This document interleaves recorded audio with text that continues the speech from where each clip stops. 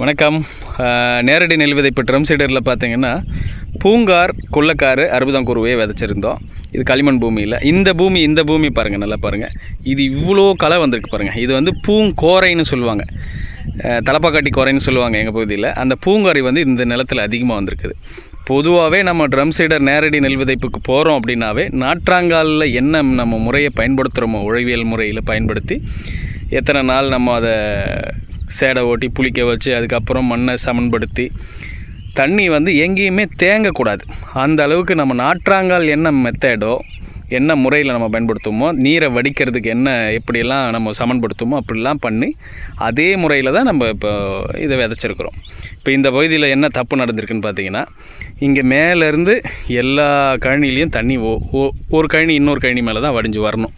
அப்படி வரும்பொழுது இது கடைசி கழனி. இப்போ இந்த துண்டில் அதிகப்படியாக நெல் விதை அந்த களை விதைகள் இங்கே வந்து தேங்குது. இப்போ இங்கே வடிக்கிறதுக்கு சரியாக வசதி இல்லாமல் இருக்குது. இந்த பகுதி பார்த்திங்கன்னா பாதி மேடு, பரம்பு தடவுனவங்க பார்த்திங்கன்னா மட்டமாக தடவலை.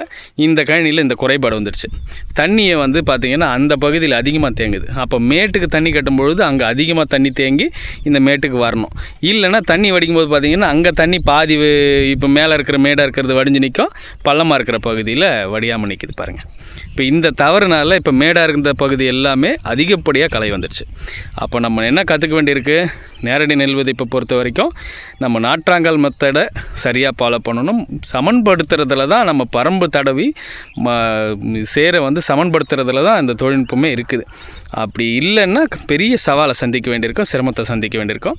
இதுக்கு இது ஒரு நல்ல உதாரணங்க. இப்போ இந்த இடம் மேடாக இல்லை, தண்ணி தேங்கி இருந்ததுன்னா நிச்சயமாக அந்த களை வந்திருக்காது. தண்ணி தேவையான நேரத்தில் சுத்தமாக வடிச்சிக்கணும். அப்போ தண்ணி தேங்கின இடங்கள்லாம் என்னென்ன தப்பு நடந்தது, அங்கே நெல்லே முளைக்காமல் போயிடுச்சு. தண்ணி மேடாக இருந்த இடங்களில் களை செடி வந்துடுச்சு, தண்ணி அதிகமாக தேங்கின இடங்களில் நெல்லே முளைக்காமல் போயிடுச்சு. அப்போ இந்த குறைபாடு இதனால் வருது. நம்ம அந்த மண் சமன்படுத்துறதுல தான் எல்லா நுட்பமும் இருக்குது. அந்த ஒரு தவறு நடந்துச்சு இந்த ஒரு துண்டில். அதனால தான் இங்கே களை வந்திருக்கு. களை எடுக்கிறதுல இயற்கை விவசாயிகளுக்கு பெரும் சிரமம் இருக்குது. இன்றைக்கி நேரங்களில் ஆட்கள் பற்றாக்குறை, இவ்வளோ குறையில் என்ன பண்ணுவாங்கங்கிறத நம்ம பெரும் சிரமப்பட்டு தான் நம்ம பார்க்க வேண்டியிருக்கு. இது ஒரு மெத்தடு. மற்ற கழனிகளில் நிலங்களில் சரி நல்லா இருக்குது, அருமையாக இருக்குதுங்க.